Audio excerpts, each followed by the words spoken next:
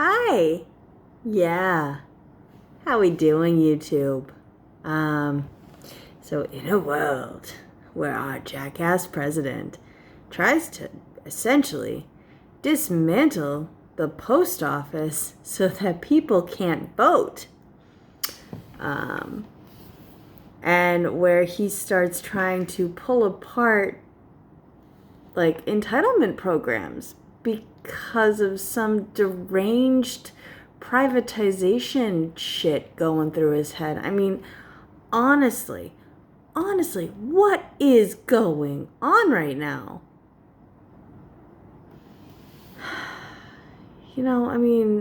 Fuck all, guys. Let's push to try and get sports ball going. Anyway, I really hope that you're all doing well out there. So let's get started, shall we? Part 3, Smoke and Mirrors. Ooh.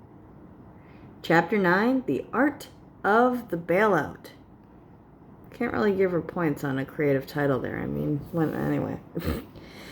Mary Trump mugged.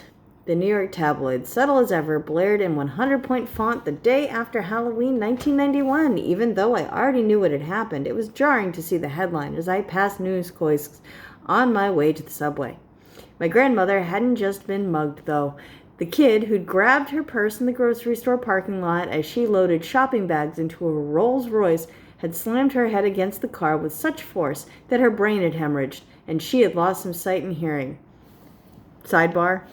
Always kind of wanted a Rolls Royce. Yeah, that makes me kind of scummy. Not taking it back, though. Not sorry. When she hit the pavement, her pelvis fractured in several places and ribs broke. Injuries that were no doubt more dangerous than they might have been if she hadn't had severe osteoporosis. By the time she arrived at Booth Memorial Hospital, her condition was grave, and we weren't sure if she was going to make it. It wasn't until she had moved out of intensive care and into a private room that her progress became visible, and it was weeks before her pain became bearable. When her appetite started to come back, I took her wherever she wanted. One day, she was drinking the butterscotch milkshake I'd picked up on the way when Donald showed up. He said hello to both of us and kissed her quickly. "Mom, you look great." "She's doing much better," I said. He sat in a chair next to the bed and put a foot up on the edge of the bed frame. "Mary's been visiting me every day," Gam said, smiling at me. He turned to me. "Must be nice to have so much free time." I looked at Gam. She rolled her eyes, and I tried not to laugh. Maybe if somebody had just put him in his place back then, maybe, occasionally, just pulled him aside and slapped him around like a big fucking monkey.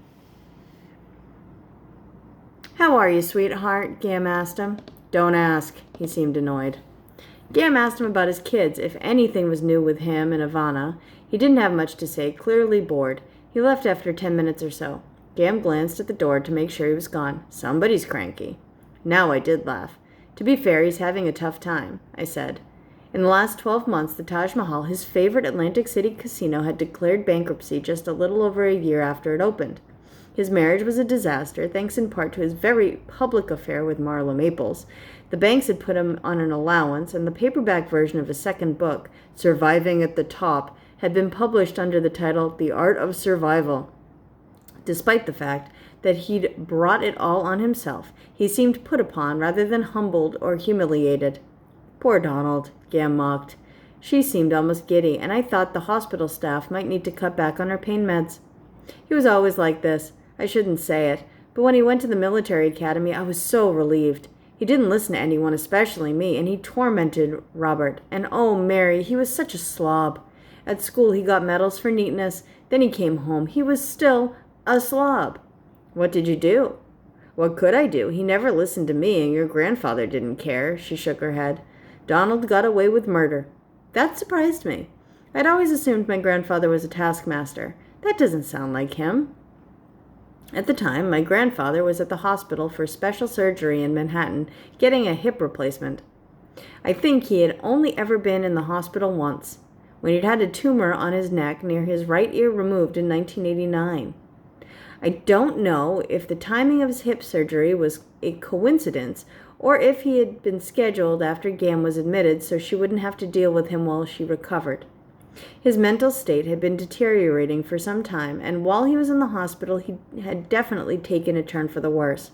A few times, late at night, the nurses found him trying to leave wearing only boxer shorts. He told them he was going to find Mrs. Trump. Gam seemed pretty happy not to be found. I mean, for real, these people seem like they hate each other.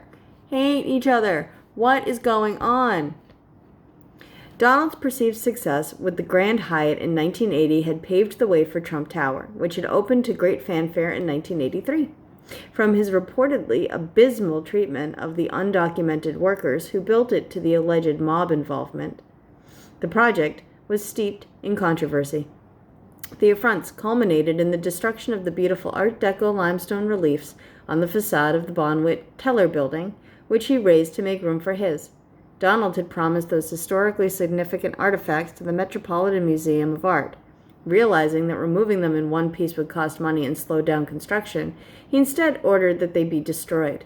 When confronted with that breach of trust and taste, he shrugged it off, declaring the sculptures to be without artistic merit, as if he knew better than the considered assessment of experts. Over time, that attitude, that he knew better, would become even more entrenched.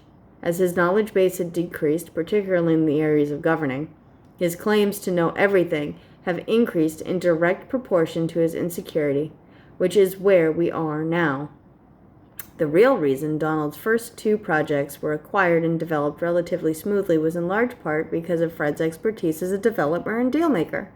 Neither would have been possible without his contacts, influence, approval, money, knowledge, and maybe most important, endorsement of Donald. Before that point, Donald had relied entirely on Fred's money and influence, although he never acknowledged it and publicly credited his own wealth and savvy for his success. No shit. Still does. The media were more than happy to go along without question, and the banks followed suit when Donald started to pursue the idea of becoming a casino operator in New Jersey, which in 1977 had legalized gambling in Atlantic City in an effort to save the flailing seaside resort town. If my grandfather's opinion had carried any weight with him, Donald would never have invested in Atlantic City. Is Atlantic City still a thing?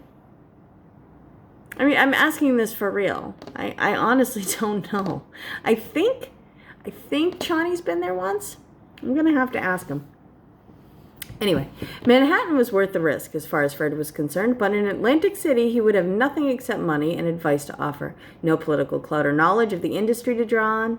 By then, Fred's influence over him was waning, and in 1982, Donald applied for his gaming license. While her brother was casting about for investment opportunities, Mary Ann, who had been an assistant district attorney in New Jersey since the mid-1970s, asked Donald if he would ask Roy Cohn to do him a favor. Cohn had enough clout with the Reagan administration that he was given access to AZT, an experimental AIDS treatment, as well as influence over judicial appointments. Conveniently, a seat was open in the U.S. District Court for the District of New Jersey. Mary Ann thought it would be a great fit, and Donald thought it might be useful to have a close relative on the bench in a state in which he planned to do a lot of business. Cohn gave Attorney General Ed Meese a call, and Mary Ann was nominated in September and confirmed in October. In yet another sign of Fred's waning influence, Donald had purchased a $300 million plus casino that would become Trump's castle. Sight unseen in 1985, only a year after he had bought Harrah's, which became Trump Plaza. For Donald, too much of a good thing was a better thing. Atlantic City had unlimited potential, he believed, so two casinos were better than one. By then, Donald's ventures already carried billions of dollars of debt. By 1990, his personal obligation would balloon to $975 million. Even so, that same year he bought Mar-a-Lago for $8 million. Discount compared to everything else he's friggin' thrown his cash at. In 1988, he'd bought a yacht for $29 million, and then in 1989, the Eastern Airlines shuttle for $365 million. In 1990, he'd had to issue almost $700 million in junk bonds, carrying a 14% interest rate, just to finish construction on his third casino, the Taj Mahal.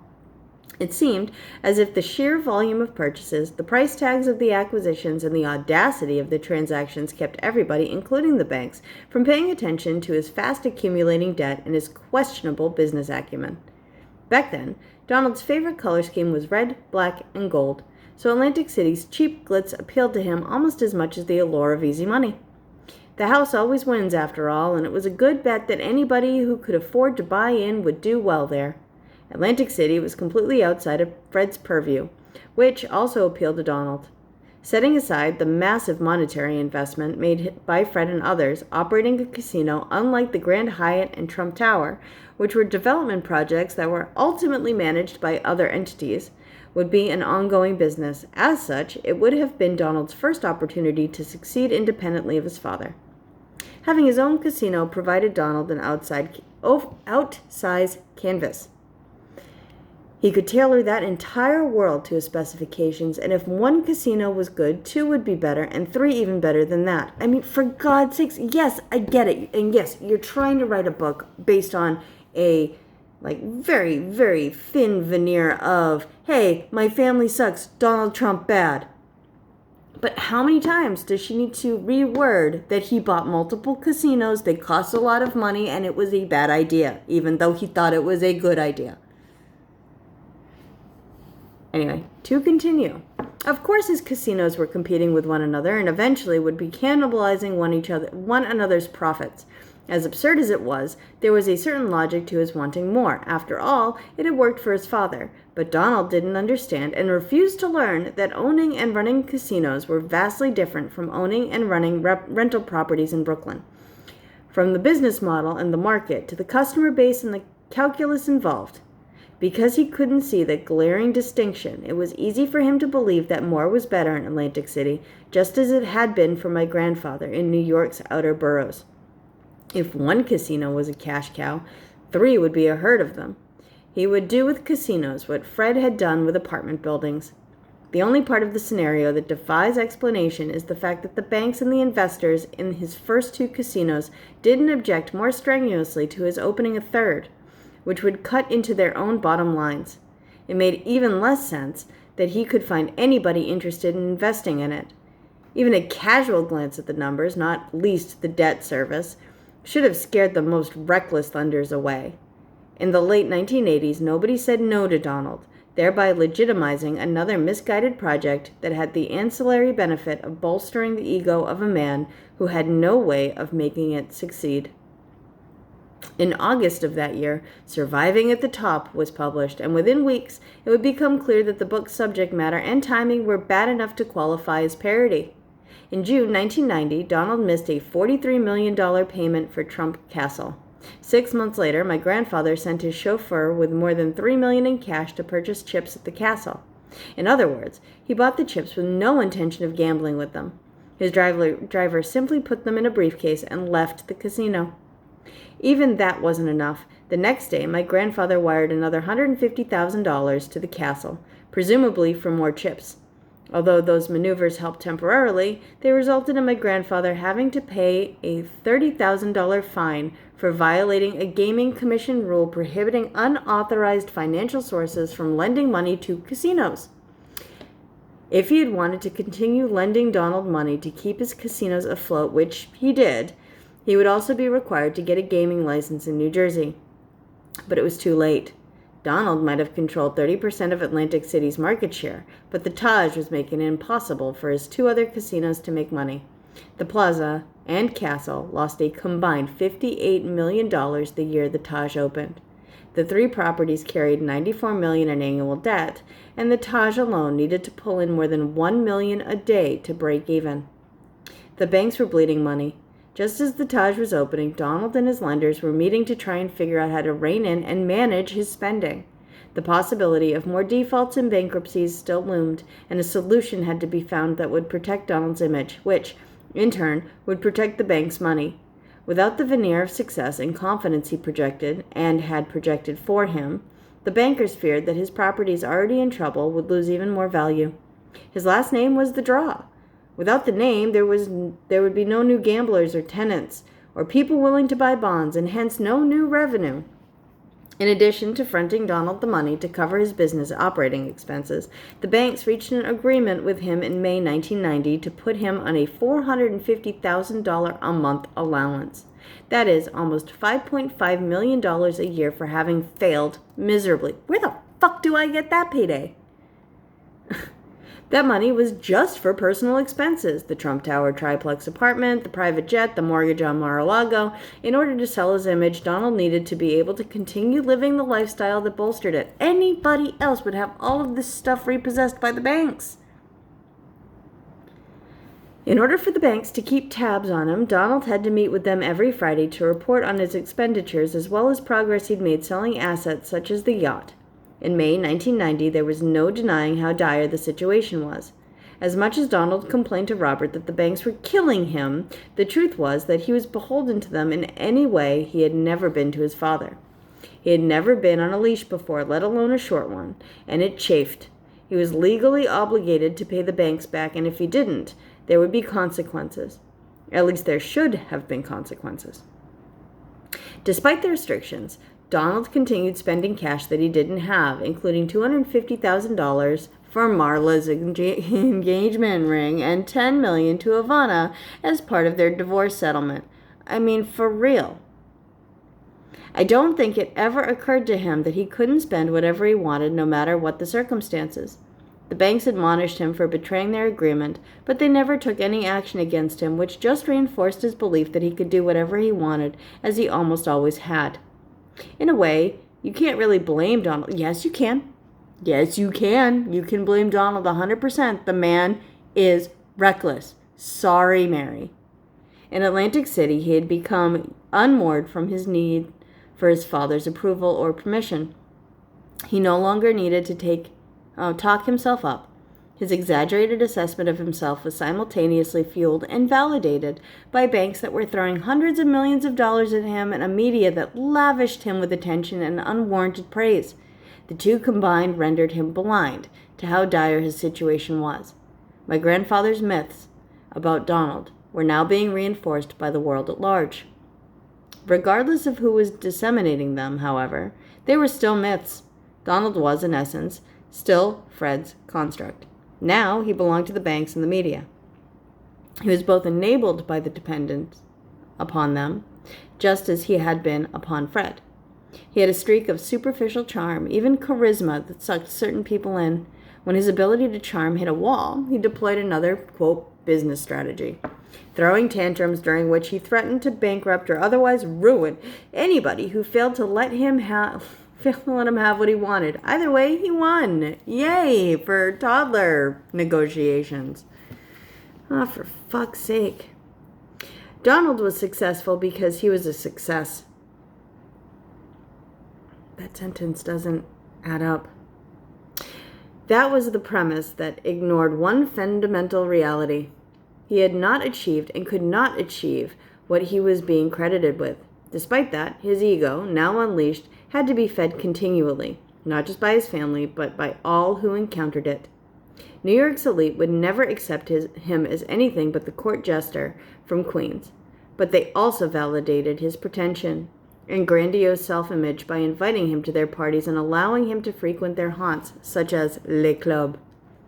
The more New Yorkers wanted spectacle, the more willing the media were to provide it, even at the expense of more important and substantive stories. Why bore them with hard-to-follow articles about his convoluted bank transactions? The distractions and sleights of hand benefited Donald enormously, while giving him exactly what he wanted. The ongoing adulation of media that focused on his salacious divorce and alleged sexual prowess. If the media could deny realities, so could he. All right, guys. That completes our broadcast day for today. Part 1 of Chapter 9, The Art of the Bailout. Probably about halfway through that chapter, so we'll hit it up again tomorrow and see where it takes us. In the meantime, stay sane out there. I'd say avoid the news, but Biden should be announcing his VP at any minute now. sometime probably tomorrow or Wednesday. Just kind of giving a guess there, given that the convention is next week. And Thursday and Friday news cycles are pretty much a wash. So that being the case, keep an eye out. And remember, you start hearing anybody talking about his woman VP in a way that they would not talk about a man VP candidate, and you shut them right the fuck up. I am so done with it. Anyway, love you all. Stay sane. See you tomorrow.